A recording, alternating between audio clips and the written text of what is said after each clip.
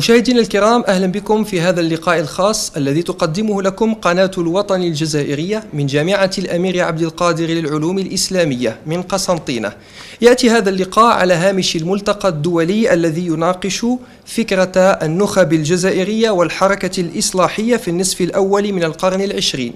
أبدأ بالدكتور عبد الرزاق قسوم، رئيس جمعية العلماء المسلمين الجزائريين. أهلا بك معنا في هذا اللقاء. أهلا وسهلا، أنا سعيد جدا بأن أكون معكم في هذا اللقاء المتميز حول الندوة المتميزة التي نعقدها اليوم حول النخبة، وأسعد أكثر بأن يكون معي نخبة أيضا من المتميزين في بحوثهم العلمية والأكاديمية على اختلاف الجنسيات وعلى اختلاف المناطق، ولكن تجمعنا البحث عن الحقيقة التي هي أملنا وهدفنا جميعا. ما هي الفكرة التي يحملها هذا الملتقى اليوم؟ أولا، الفكرة الأولى هو أننا نجحنا أو نجح المنظمون في جمع صفوة من الأمة، نخبة من الأمة باختلافات تخصصاتهم، ولكن يجمعهم كما قلت البحث عن الحقيقة التي تنعكس على واقع الأمة وعلى واقع الثقافة وعلى واقع الوطن. ثانيا، أن النقطة الإيجابية في هذا الموضوع هو أننا نأتي دائما بالنقاط الساخنة التي هي محل اختلاف أو محل إشكال، نأتي بها إلى البحث، إلى الندوات في هذا المستوى، وننزع عنها فتيل السخانة أو فتيل العنف أو فتيل الغموض، ونقدم لها التوضيحات المطلوبة لتكون في متناول الجميع وتكون محل اقتناع الجميع. دكتور قسوم، كيف ترون استقبال الجمهور أو الشباب اليوم للحركات الإصلاحية، وعلى رأسها طبعا جمعية العلماء المسلمين الجزائريين باعتبار أن لها إسهاما أيضا في الثورة الجزائرية المظفرة؟ أولا، ينبغي أن ننبه إلى أن شبابنا للأسف الشديد تطبعه الدهشة. عندما نتكلم له عن جمعية العلماء يصاب بنوع من الدهشة لأنه لا يملك المعطيات الثقافية العلمية الكافية. ومن هنا عندما نبدأ في تشخيص ما أنجزته جمعية العلماء وعلمائها وما هي المثل والنماذج الأخلاقية التي تحلوا بها، يقول يا ليتنا كنا نعلم هذه الجمعية وكيف ندخل الآن إلى الجمعية وكيف نشترك فيها وما إلى ذلك. إذن نحن نعتقد بأن الشباب هو ضحية جهل، وهذا الجهل ناتج عن مجموعة من العوامل لا مجال للحديث عنها مفصلا، ولكن نعتقد أن جمعية العلماء هي كالإسلام، يحتاج إلى من يقدمه تقديما جيدا وتقديما مقنعا وتقديما واضحا حتى يستطيع أن يقبل عليه الناس وأن لا يضيقوا به، كما هو الحال بالنسبة لكل قضية عادلة. إذا وجدت المحامي الناجح الذي يقدم القضية العادلة كما يجب أن تكون سيكسبها وسينجح فيها. خلال ترأسكم للجلسة المسائية قبل قليل أشرتم إلى فكرة على جانب كبير من الأهمية، هي قضية إشراك الشباب طلاب الجامعة أيضا في توصية الاختتام حتى لا يكون الأمر حكرا على الأساتذة أو الدكاترة فحسب. يعني أنا أعتقد بأنه آن الأوان لأن نشبب كل شيء في الثقافة وفي السياسة وفي كل شيء. لماذا؟ لأن كما يقول الإمام علي بن أبي طالب: لا تلزموا أبناءكم باتباع طبائعكم فإنهم خلقوا لزمان غير زمانكم. يعني هذا الشباب هو صانع المستقبل، فيجب عليه من الآن أن يبدأ في وضع أصابعه في العجينة المستقبلية ليصنع المستقبل، ولكن يصنعه بوضوح وبمساعدتنا نحن، فإن لم نساعده نحن سيصنع مستقبلا ولكن يكون على حسابنا وعلى حسابه، وهذا هو الذي ننشره ونعمل عليه إن شاء الله. إن شاء الله. طبعا ننتقل الآن إلى أستاذة شارلوت، هي أستاذة جامعية، أستاذة شارلوت كوغاي من باريس، دكتورانت اون هيستوار، يعني متخصصة سبيسياليست اون ايتيود عرب، وهي طبعا أصرت أن تتحدث باللغة العربية وهي مشكورة على ذلك طبعا. تفضلي يا أستاذة. شكرا. أولا أنا متشرفة بالمشاركة في هذا الملتقى وفي هذا اللقاء اليوم. أنا متخصصة في تاريخ الجزائر المعاصر، والمحاضرة غدا هي عن جمعيات العلماء في الثلاثينات. يعني كان موضوع ماجستير الذي فعلته قبل. والمحاضرة عن جمعيات العلماء بين الخاصة والعامة، ألا وهي الخاصة، يعني الخاصة الاجتماعية والخاصة الأدبية، التي هم العلماء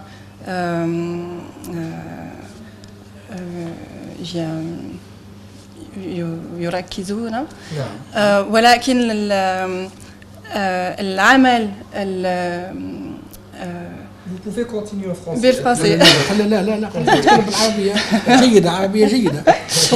العمل التربوي والعمل السياسي والمجتمعي كان للعامة، يعني للناس الذين كانوا في الاستعمار وكانوا يحتاجون بالتربية وبالتعليم.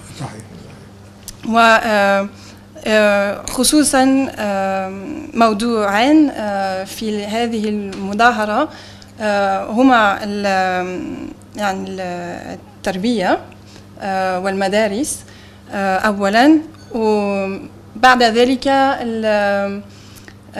اللغة، يعني كيف ينطقون بلغة الناس بلهجتهم لكي يوصلوا رسالتهم ربما للشعب. نعم. شكرا. طيب، هذه فكرة هي إحالة جيدة، وربما يشاطرني الدكتور قسوم، هي قضية خروج أو اكتساب جمعية العلماء المسلمين قاعدة شعبية، يعني دخلوا في صفوف الشعب. طيب، كيف استهوتكم هذه الدراسة؟ لماذا ركزتم تحديدا على دراسة الحركة الإصلاحية؟ ما الذي لفت اهتمامكم إلى هذه الدراسات؟ في البداية أو في هذه؟ لا، في البداية، منذ البداية. منذ البداية كان في الجامعة دروس عن الثقافة العربية وعن تاريخ العالم العربي، وخصوصا كان درس عن الإصلاح في العالم العربي، ويعالجون فيها محمد عبده، رشيد رضا، المصريين، وكذلك الأستاذة قالت وفي الجزائر يكون الشيخ بن باديس وخلاص. الاهتمام كان منذ هذا الدرس، وأنا كنت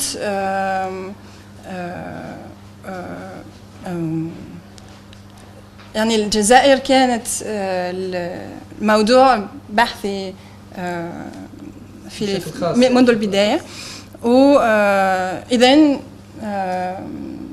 حاولت أن أدرس تاريخ بن باديس، وبعد ذلك الموضوع الخاص من الماجستير كان اللغة العربية، دفاع اللغة العربية في جمعيات العلماء في الثلاثينات. والآن ما هو انطباعك الآن؟ الآن في إطار الدكتوراه، يعني الموضوع هو جمعيات العلماء بعد الاستقلال، يعني بشكل خاص، ومسار الأعضاء والأفكار في الجزائر المعاصرة. أستأذنك فقط في يمر الآن الميكروفون. طبعا أقدم ضيفي، هو كما ذكرت في البداية الأستاذ مازن المطبقاني، أستاذ جامعي وهو باحث مستقل حر من المملكة العربية السعودية. تفضل أستاذ مازن. طبعا تفضل بتقديم المداخلة أو ما تفضلتم به في سياق أو ما تعدون له في سياق هذا الملتقى الدولي. كان موضوعي هو الشيخ عبد الحميد بن باديس رحمه الله والنخب المفرنسة بين الرفض والقبول أو بين القبول والرفض. والذين تحدثوا عن موقف الشيخ عبد الحميد بن باديس من الفئات الأخرى أو المشاركين أو الفعالين أو الفاعلين أو الناشطين في الجزائر لم يولوا هذا الموضوع اهتماما كبيرا. يعني عندما قرأت في بحثي أنه أقام حفلا وخطب فيه حفلا لمعلمي اللغة الفرنسية. يعني أنا عشت مع الحركة الإسلامية كل عمري 50 سنة.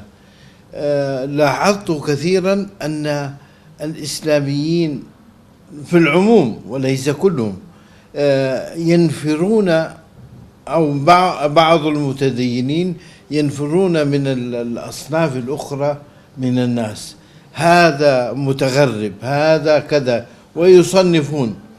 الشيخ عبد الحميد بن باديس كان نموذجا فريدا. يعني ما وجدت أحد يعني دخل إلى أعماق كل الناشطين في الساحة الجزائرية عندما تنظر إلى الرسائل التي كان يبعثها إلى القضاة، إلى النواب، إلى يعني كان يحاول أن يصل إلى الجميع ليتفقوا على قضية أساسية، وهي الدفاع أو محافظة على اللغة العربية والإسلام والهوية العربية الإسلامية. يعني قبل الحديث عن الحقوق السياسية، رغم أن هذه كانت تهمه، لكن بن باديس كان عجيبا في أنه يتقرب إلى الجميع. وأنا أريد أن أقول مسألة طريفة. وجدت نفسي أكتب في الشبكة الليبرالية السعودية، وهي شبكة مليئة بالموبقات والكفريات، ولكن أكتب إسلاميا وبطريقة لبقة أو أسلوب رقيق. فكأني لا شعوريا تأثرت بمواقف بن باديس، لأني عشت معه في رسالتي عن جمعية العلماء، عشت معه في كتابي عبد الحميد بن باديس العالم الرباني والزعيم السياسي، وعشت معه أيضا في الرسالة الدكتوراه التي ترجمتها من اللغة الإنجليزية. فصار بيني وبينه وبين أساليبه ألفة حتى أثرت في شخصيتي. فهذا هو موضوعي، وأرجو أن أكون نبهت إلى أهمية دراسة حياة بن باديس من هذه الزاوية، كيف استطاع أن يصل إلى جميع وأن يتصل ويتواصل مع جميع فئات الشعب. طيب، كيف ترون أهمية هذا الموضوع في عالمنا اليوم، العالم المعاصر الذي يموج بحركات، ربما حركات التغريب وحركات مماثلة، ما يبث اليوم في عقول الشباب عبر سواء الشبكات أو مواقع التواصل الاجتماعي؟ كيف يكون هذا الموضوع تحصينا لشباب الأمة؟ هي قضية كبرى تعاني منها البلاد التي خضعت للاستعمار وخضعت لأذناب المستعمرين. عندما غادر المستعمر الأبيض وجاء مستعمر أسمر، استمروا في مسألة التمزيق. يعني تجد في بعض البلاد تقرب الحكومات فئات معينة وتبعد فئات أخرى. نريد أن نستفيد من نموذج ابن باديس في أن نقضي على الفرقة، يعني واعتصموا بحبل الله جميعا ولا تفرقوا. فالقضية أساسية في حياة المسلمين، مثلها ابن باديس خير التمثيل، ونرجو أن ننتبه لهذا ونوحد أمتنا في كلمة واحدة لننهض ببلادنا ونغلب أعداءنا. نعم. استأذنكم فقط في أن يمر الميكروفون. ومعنا الآن ضيف آخر، وهو الأستاذ دكتور يوسف جيرار، C'est un historien spécialiste en mouvement nationaliste algérien. Docteur Girard, tout d'abord, je tiens à vous remercier d'avoir accepté cette invitation et d'être parmi nous. Votre approche ou bien votre intervention, où vous êtes supposé parler des élites algériennes et du mouvement réformiste. Je vous donne la parole. En fait, j'ai abordé un personnage particulier qui s'appelle Mohamed Mahfoudi, qui fut donc quelqu'un qui est né en 1921 à Tébessa, donc une ville importante justement pour le mouvement réformiste, puisqu'il y a plusieurs figures du mouvement réformiste qui sont originaires de cette ville, notamment le Cheikh Larbi Tébessi et Malek Benabi, qui sont peut-être les deux personnages les plus célèbres de cette ville. Et donc c'est quelqu'un qui a fait, Mahfoudi est quelqu'un qui a eu une éducation islamique classique, de langue arabe et de sciences islamiques, avant d'intégrer la médersa d'État de Constantine, puis la médersa d'État d'Alger. Mais contrairement à d'autres islahistes de sa génération, il n'est pas resté dans l'association des ulama, mais il est rentré au PPA, avec la spécificité qu'il gardait néanmoins au niveau religieux et culturel les orientations qui avaient été développées et défendues par l'association des ulama de défense de la langue arabe et de la religion musulmane. Et donc, à travers ça, après, il a influencé, comme d'autres, puisqu'il n'était pas le seul à avoir connu ce parcours-là au niveau de sa génération, a influencé le PPA, qui a copié notamment l'association des ulama en créant des médersas qui ont été constituées sur le modèle de celles qui avaient été créées 15 ans avant par l'association des ulama. Donc voilà, en gros, le personnage que j'ai présenté. Donc, comment vous voyez l'importance de cette approche en tant que valeur et comment vous trouvez le lien entre ces élites que vous avez citées tout à l'heure? Ce qui m'intéressait dans le personnage de Mahfoudi, c'est que c'est un exemple, en fait, si vous voulez, de quelqu'un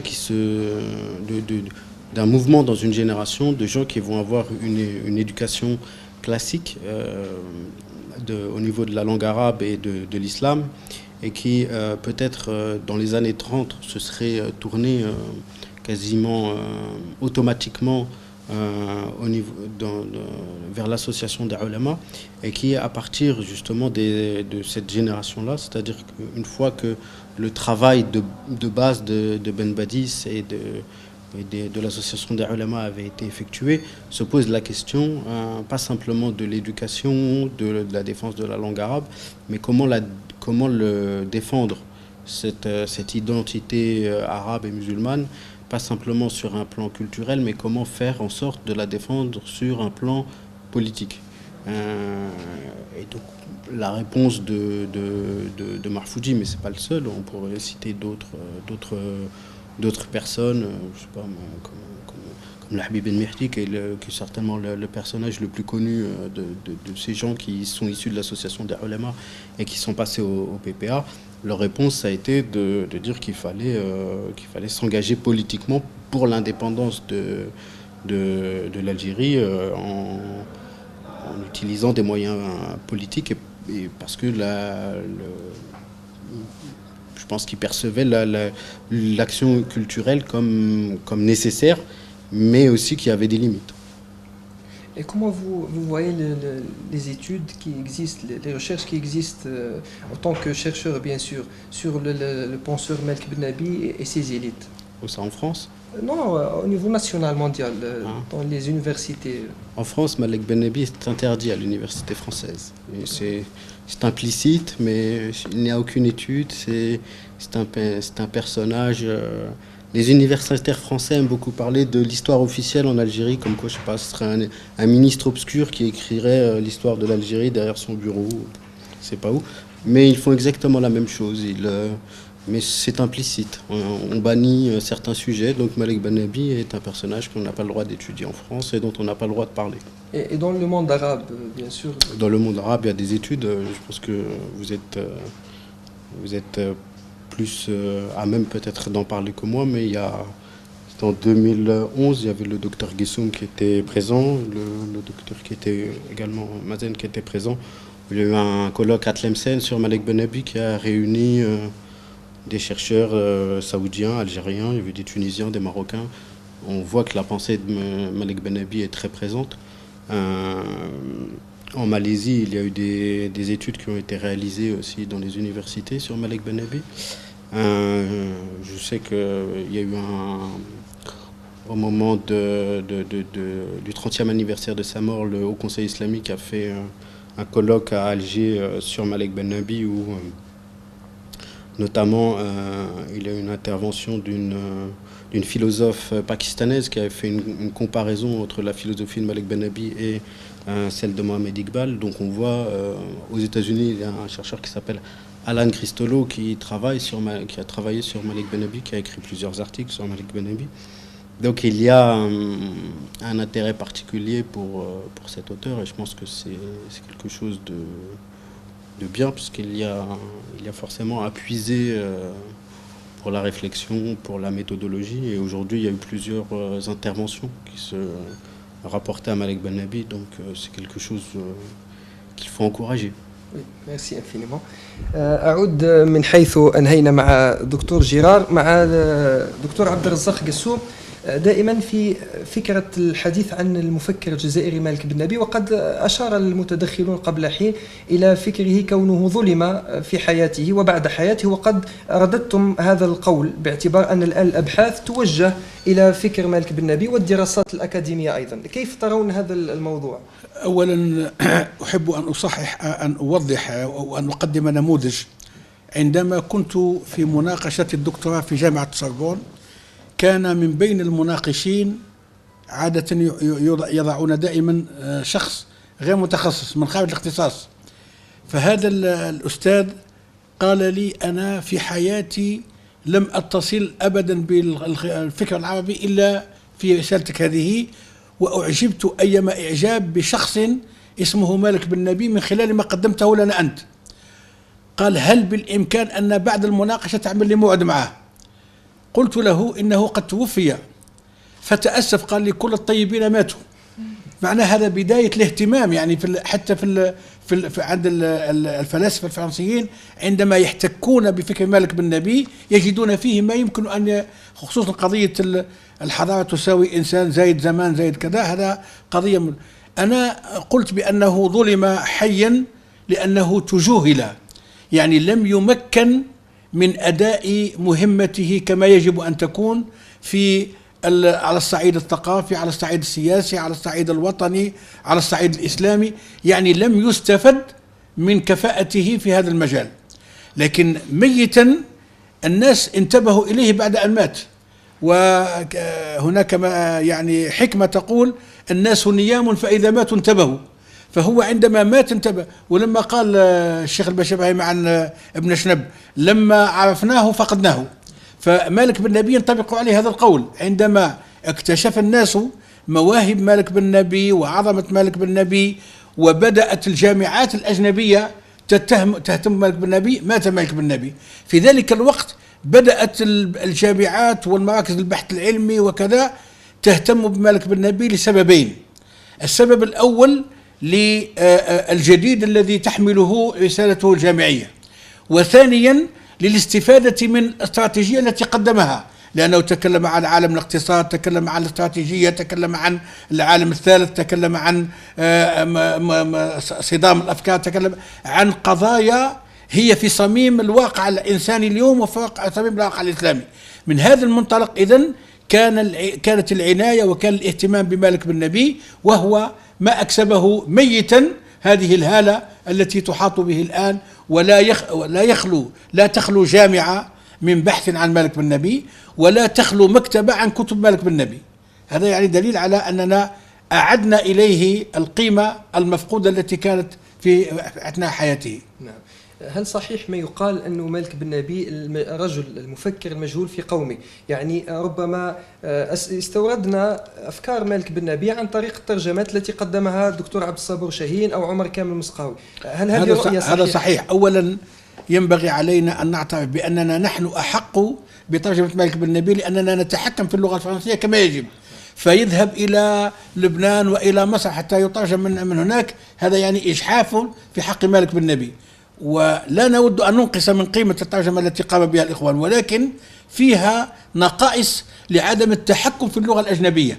فجاءت يعني بعض الأشياء أحيانا تكون مخالفة للقصد، للنوايا التي قصدها مالك بن نبي، وذلك بسبب عدم التحكم في البلاغة الفرنسية وما إلى ذلك.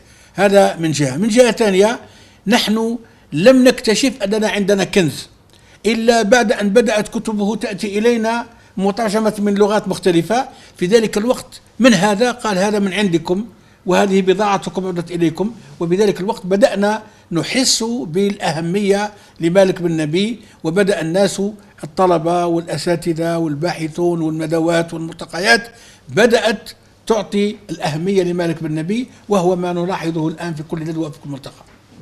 الآن دكتور قسوم، دور جمعية العلماء المسلمين الجزائريين وأنتم على رأسها، نعم، فيما يخص قضية النخب، ونحن يعني دائما في إطار الملتقى الذي نقيمه هذه الأيام بقسنطينة، يعني ما دور جمعية العلماء وإسهامها؟ يعني هل أنتم راضون عما يقدم الآن في الساحة الدعوية؟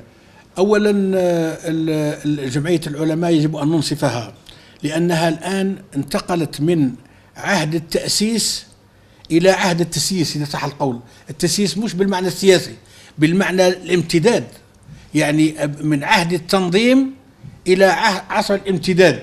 فالآن انتهينا فقط من تنظيم البيت، وأصبحنا الآن نطمح إلى أننا نبث هذا الوعي الإصلاحي الذي تنادي به جمعية العلماء، أصبحنا ندعو إليه. على سبيل المثال، الجامعات هي الآن الطموح الذي نطمح لأن ندخل إليه باسم جمعية العلماء، وقد التقينا بوزير التعليم العالي وأوضحنا له حاجة الجامعة والتعليم العالي إلى منهجية جمعية العلماء، وأحب بهذا لأن قلنا له نحن منهج جمعية العلماء يعادي العنف، يعادي الدماء، يعادي التحزب الضيق، يعادي التخندق داخل جهات معينة، ويبث خطاب السلام وخطاب المحبة، خطاب التوافق، خطاب التعايش السلمي، خطاب المواطنة في أسمى معناها. قال نحن هذا الذي نطلبه. وزير التعليم العالي السيد البعكي قال هذا ما نطلبه. قلنا له إذن افسح لنا الجامعة وسترى العجائب. قال سأعطي تعليمات إلى كل مدراء الجامعة أن يمكنوا جمعية العلماء من العمل، وهذا هو الذي نبدأ في صنع النخبة، لأن النخبة توجد في الجامعة من أساتذة ومن طلاب ومن باحثين، هؤلاء هم موجودون في الجامعة. فإحنا إذا نجحنا في أننا نبث هذا الخطاب الإصلاحي داخل الجامعة بمكوناتها المختلفة، نكون قد ساهمنا في صنع النخبة أولا، وفي تصليح وتصحيح يعني اتجاه النخبة نحو الهدف المطلوب. الثلاثية المقدسة التي سعت جمعية العلماء المسلمين إلى ترسيخها في الأجيال، يعني منذ الثورة الجزائرية المظفرة، نعم، كيف ترون واقعها الآن في ظل ما يتعرض إليه العالم الإسلامي اليوم؟ للأسف الشديد نقول بأن هذه الثلاثية تعاني الآن من الضبابية، تعاني من الغموض، تعاني من عدم وضوح الأهداف. لماذا؟ الإسلام ضحية جهل، ضحية عدم تعمق، ضحية عدم تدقيق في المفاهيم، ضحية غلو وتطرف وما إلى ذلك. هذا إذن الإسلام يعاني من هذا، وهو ما أدى إلى ما نعيشه الآن في هذه داعش، ويعني الغلو في مختلف الشباب وما إلى ذلك، مصطلحات مظلومة تحتاج إلى من يصححها وإلى من يدققها. اللغة العربية مظلومة في أهلها بين أهلها قبل أن تكون مظلومة في العالم. يعني نحن مثلا الآن نقدم مجانا يعني للغة الفرنسية يعني كل التسهيلات في المقابل لا تقدم لنا الثقافة الفرنسية أي شيء للغة العربية إلا الاستثناءات التي قالت عليها الأستاذة شارلوت، وهو تمكين قسم متخصص جدا في جامعة معينة، بينما نحن تلقى اللغة على اللافتات وعلى المحطات وعلى الواجهات وعلى المطاعم وعلى كل شيء مجانا بدون أي شيء. هذا إذن ظلم للغة العربية في بيتها وفي أهلها وفي وطنها. ثم الوحدة الوطنية أيضا نجدها لم تجد القاعدة الأساسية التي تبنى عليها. جمعية العلماء وضعت القاعدة الأساسية لبناء الوحدة الوطنية. هذه القاعدة تكمن في ماذا؟ تكمن في أننا نثبت على الثوابت. وشنو هو الثوابت؟ الإسلام المتسامح المعتدل الذي ينفتح على الجميع ولا يظلم أحدا ولا يقبل أن يظلم باسم أحد. العربية التي هي أيضا مفتاح للتعايش، للتفاهم، للتسامح، للانفتاح، للوسطية، للاعتدال. هذه كذلك اللغة ليست موجودة. وأيضا الوحدة الوطنية التي لا تضيق بالاختلاف.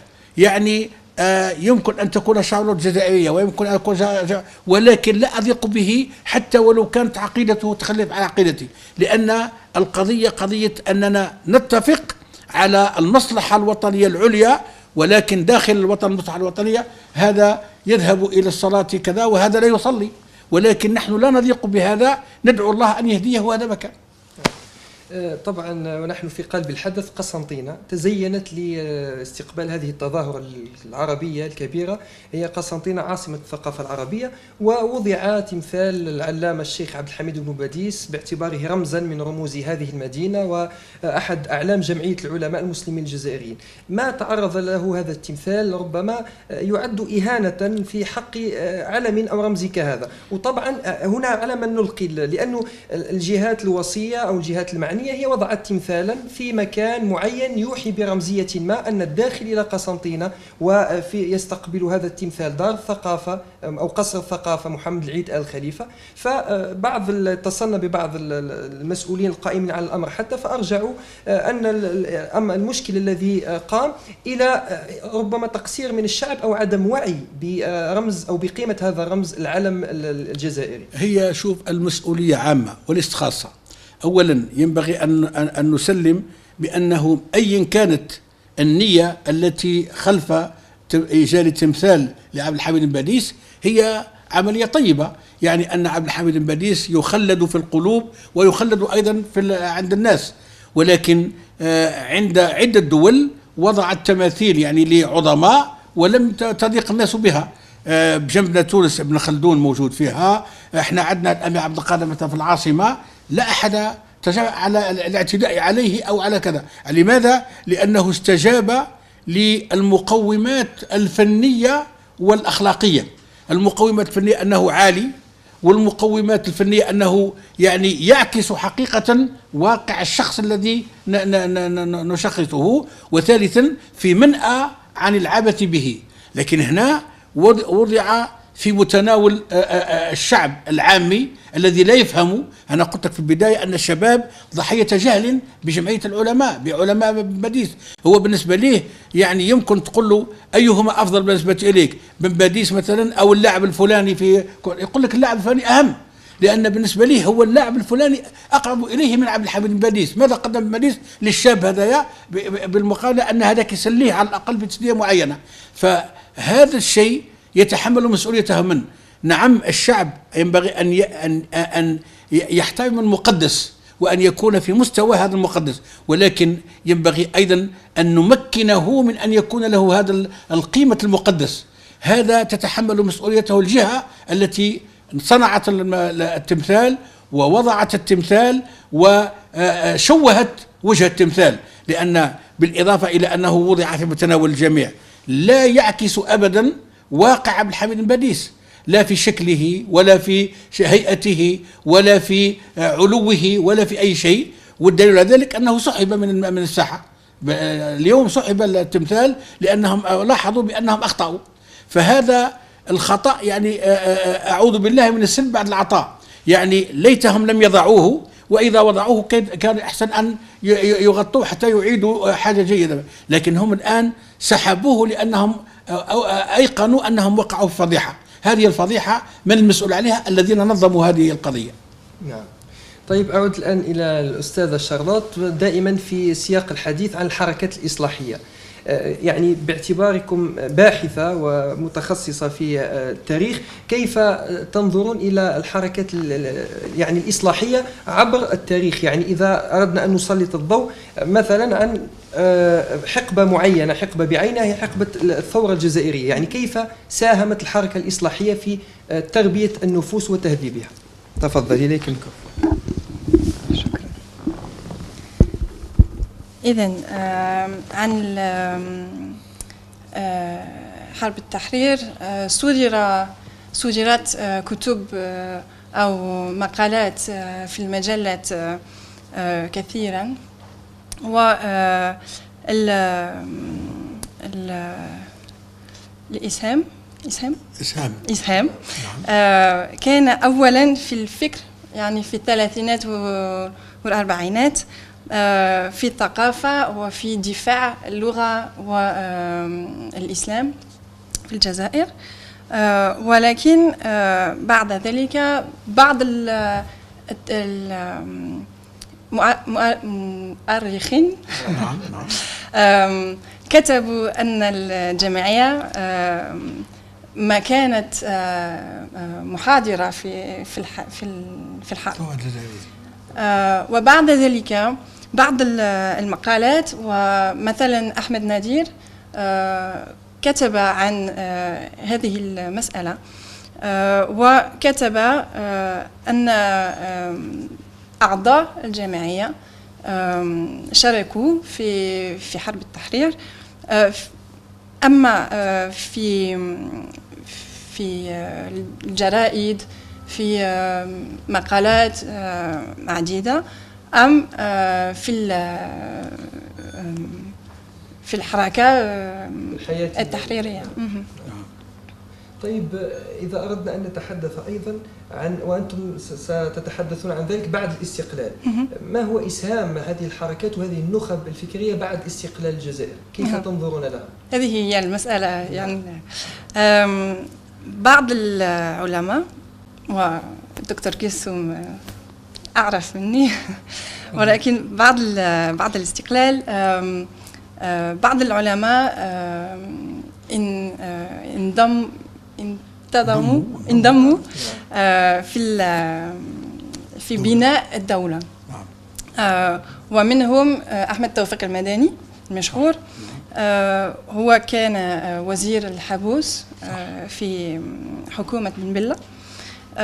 وبعد ذلك بعض الأعضاء كانوا في وزارة التربية والتعليم ووزارة الثقافة، وإذن أشار إلى بناء الجزائر المعاصر في هذه الحقبة، الفترة الزمنية. وبعض العلماء عاشوا كما عاشوا في قبل الاستقلال، وكانوا يدرسون وكانوا معلمين في التربية الوطنية. يعني ما هي النقطة التي أثارت انتباهكم، يعني الشيء الذي استوقفكم خلال أبحاثكم في الحركة الإصلاحية؟ أهم شيء استوقفكم كانت أن يعني المؤسسة لا توجد بعد الاستقلال، ولكن النخبة الاجتماعية توجد. نعم، الأطار الاجتماعية. وإذن هذا كان ما أشار الانتباه عن ذلك. نعم. شكرا لك. أعود ثانية إلى الدكتور مازن لكي يحدثنا ربما عن إضافات أخرى لفتته خلال تحضيره أو خلال أبحاثه التي قدمها في هذا الصدد. العلماء رأوا الإسلام شيئا أو منهجا شاملا كاملا للحياة،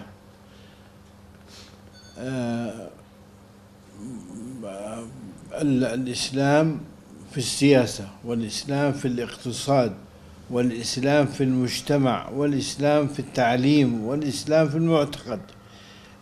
هذه النظرة الشمولية للإسلام كانت عند بعض الناس مثار انتقاد لعدم وعيهم بأعمال الجمعية.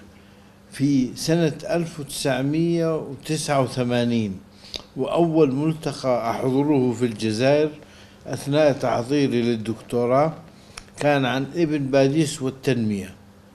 وجدت أن علي مراد وأحمد الخطيب وغيرهم كتبوا أن الجمعية لم تهتم بالتنمية.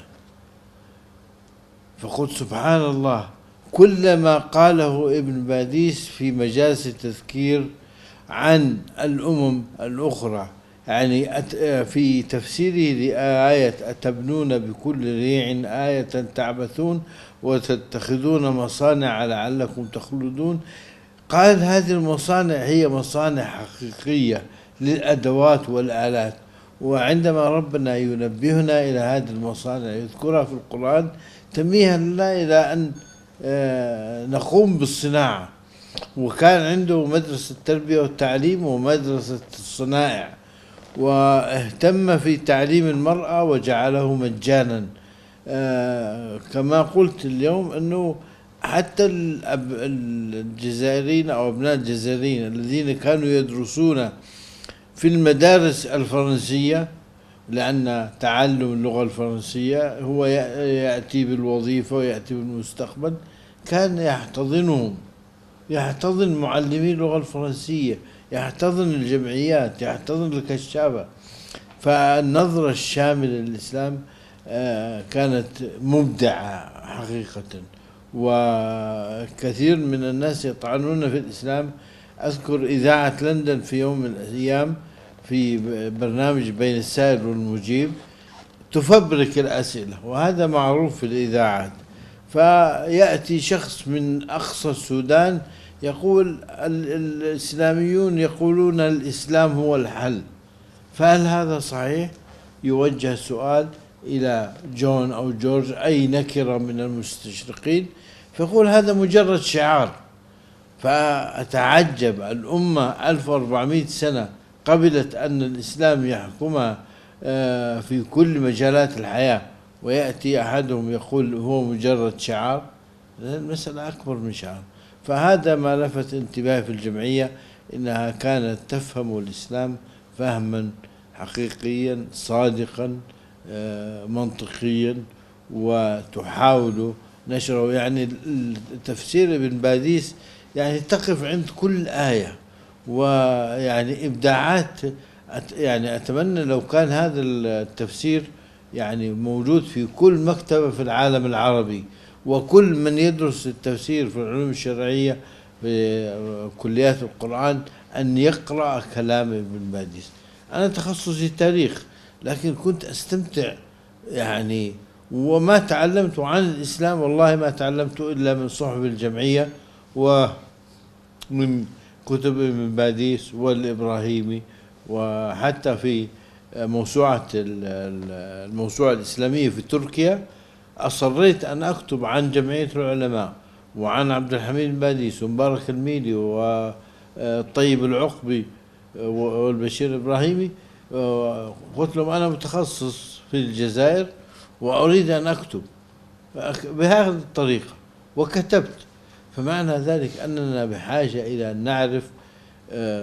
ودعني أقول كلمة فيها نقد: ليت وزراء الثقافة يتعاونون كما يتعاون وزراء الداخلية وبس.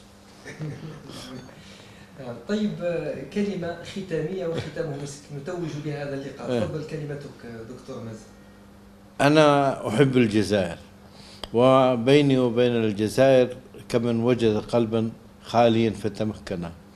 ثم إنني حلت علي وحلت في حياتي بركة الجمعية. فالحمد لله منذ بدأت أبحث في جمعية العلماء وأنا أتعلم يوميا وأستفيد ويعني وأحاول أن أنشر ما تعلمت عن الجمعية، وأسأل الله عز وجل أن تستمر برئاسة الدكتور قسوم قوية كما كانت، والحمد لله رب العالمين. استأذنكم في الميكروفون. Docteur Youssef, qu'est-ce que vous voulez rajouter pour conclure ce débat? Je ne sais pas trop quoi vous dire, que c'est toujours un plaisir d'être reçu en Algérie, et que c'est toujours un plaisir de pouvoir assister à des débats où on apprend toujours beaucoup de choses de la part des différents intervenants qui proposent toujours des exposés très riches où on sort enrichi d'un séjour comme celui-ci. On vous remercie encore une fois. Merci. Charlotte, ثم نختم بالدكتور قسوم كلمة ختامية أو مجموعة نقاط توصية ربما. كما قال يوسف جرار، هذا شرف كبير المشاركة في الملتقى والبحث في الجزائر، يعني المستقبل والعمل مع الجزائريين. شكرا لكم. شكرا لك. كلمة ختامية للدكتور قسوم، ونتمنى أن تكون يعني توصيات ونصائح نهمس بها في أذان الشباب خاصة. نأمل إن شاء الله أن شبابنا من احتكاكه بهذه الكفاءات وهذه النخب العلمية يستفيد منها مجموعة من القضايا. أولا يستفيد منها الكفاءة للحصول على هذا العلم، لأن هذه الكفاءة لم تأتي هكذا عبثا، وإنما جاءت بعد جهد، بعد مشقة، بعد تعب، بعد عناء، وبذلك استطاعوا أن يحصلوا على هذه المكانة بعد جهد طويل. ثانيا المنهجية في تقديم الموضوع، يعني أن كل باحث أو كل باحثة لا بد له من ميثود، يعني منهج يقدم به هذه الإمكانات وهذا العلم وهذا كذا حتى يكون في متناول الجميع، بمعنى العالم يبقى عالما ولكنه ينزل هذا العلم على واقع أمته، على واقع شبابه، على واقع وطنه، والشباب ينبغي أن يقتدي بهذا. ثالثا اقتداء الشباب لا ينبغي أن يبقى حبيس كيف يحلق هذا اللاعب رأسه، كيف يغني هذا المغني، كيف تلبس هذه المغنية لباسها، ولكن ينبغي أن يجعل قدوته في هذه النخبة. هذا الباحثون الصانعون للمستقبل هم هؤلاء العلماء الذين يعني خلفوا يعني ما نقولش الدنيا ولكن ملذات الحياة، وقبلوا بأقل ما يمكن من الحياة ولكن في سبيل أن يحصلوا على أعلى ما يمكن أن يكون، وهو خدمة الثقافة، خدمة العلم، خدمة الإنسانية، خدمة الوطن، خدمة كل ما يعود بالإنسان على الفائدة. ولذلك أدعو الشباب إلى أن يغير قدوته وأن يغير نموذج حياته، وأن يجعل من العلم والعلماء الهدف الأسمى والهدف الأعلى، لأن كل شيء يزول والعلم هو الذي يبقى والأخلاق التي تدوم. بارك الله فيك. هل ثمة برامج وأنشطة خلال هذه التظاهرة الثقافية؟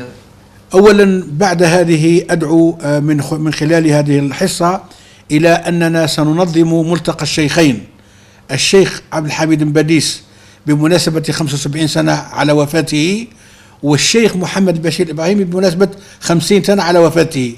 سيكون هذا يوم 6 و7 و8 مايو القادم إن شاء الله في العاصمة في قصر الثقافة، ودعونا إليه أيضا مجموعة من النخب العلمية في كل أنحاء العالم، ونأمل إن شاء الله أن يكون الإقبال من جانب الشباب بالخصوص أن يكون كثيفا حتى يستطيعوا أن يستفيدوا من هذه الكفاءات العلمية المدعوة. شكرا لضيوفنا الأفاضل، كما نشكركم أنتم مشاهدين الكرام على حسن متابعتكم. قناة الوطن الجزائرية تحييكم، والسلام عليكم ورحمة الله تعالى وبركاته.